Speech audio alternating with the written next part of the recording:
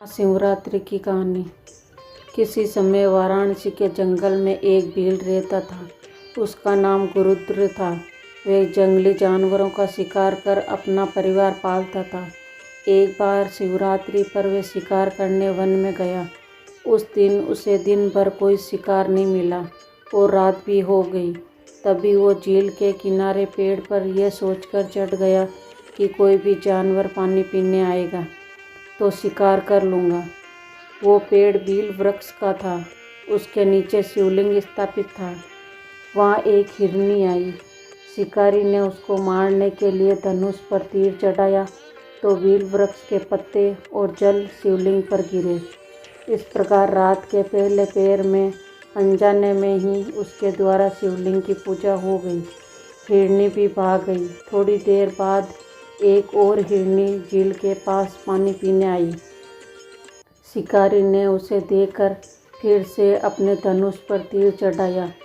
इस बार भी रात के दूसरे पहर में बेल वृक्ष के पत्ते व जल शिवलिंग पर गिरे और शिवलिंग की पूजा हो गई। वो हिरनी भी भाग गई।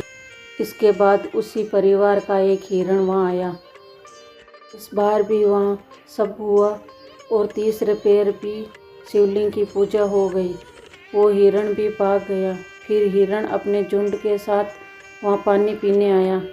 सबको एक साथ देखकर शिकारी बड़ा खुश हुआ और उसने फिर से अपने धनुष पर बाण चढ़ाया, जिससे चौथे पहर में पुनः शिवलिंग की पूजा हो गई।